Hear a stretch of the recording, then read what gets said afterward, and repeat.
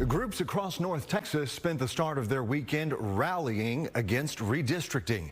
Good evening, everybody. I'm Casey Stiegel. Thanks for being here tonight. One event was here in Dallas at Dealey Plaza.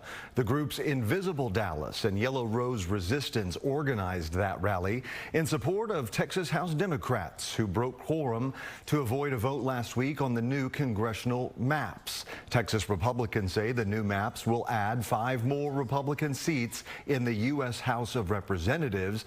Democrats, meantime, have fled to Chicago and New York, speaking out against the process, calling it unconstitutional gerrymandering. Protesters we talked to say they want to send a clear message: the government works for the people. I feel like it's been a good impact in terms of raising the awareness and sending that kind of visual message to Austin that we're not just going to stand by and let them do whatever they want to do. They work for us. So similar sentiments were brought up at a different rally across the GOP against the GOP push to redraw some of the Texas congressional districts. This rally happened in Fort Worth and hosted by former Democratic Congressman Beto O'Rourke and his grassroots political organization. O'Rourke has found himself in the middle of a legal clash with Republican Attorney General Ken Paxton. Paxton now asking a new court to help compel Democrats back to work. Fox 4's Amelia Jones attended today's event and is standing by live with that part of the story. Hi, Amelia. Hi there, Casey. It was a packed house this afternoon in Fort Worth. The energized crowd showed up to support the Texas House Democrats and their fight against redistricting. Meanwhile, Texas House Republicans have taken the battle to the courts to try and get Democrats back to Austin. Saturday afternoon, people filled the Ridgela Theater in Fort Worth for a rally against redistricting. Democrat representatives from across the state, along with Tarrant County Commissioner Elisa Simmons, joined former Democrat Congressman Beto O'Rourke on stage. These aren't just lines on a map or red and blue or things on a budget.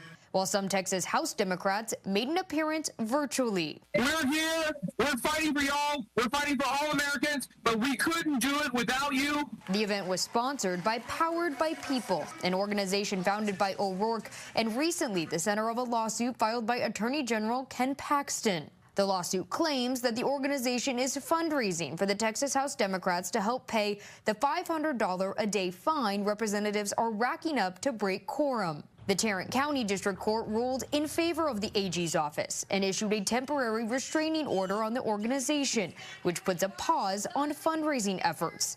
Paxton called this a win. I was sued by Ken Paxton not once but twice this week. But we didn't react, we didn't respond, we didn't defend. We took this fight right back to him and we sued him in court in El Paso, Texas. Saturday, the AG's office filed a legal complaint in California to try and get civil arrest warrants enforced and bring House Democrats back to work. Earlier this week, Paxton did something similar in a court in Illinois for the lawmakers who are in Chicago. Paxton has also requested the Texas Supreme Court to vacate the seats of at least 15 Democrats. This guy and these Republicans are running scared. They're in full panic mode. That is why Greg Abbott is trying to remove these House Democrats from office. The Republican push for redistricting is an effort to add more Republican seats to maintain the party's slim U.S. House majority. The proposed map showed Democrats could lose seats in North Texas, Houston, Austin, and South Texas.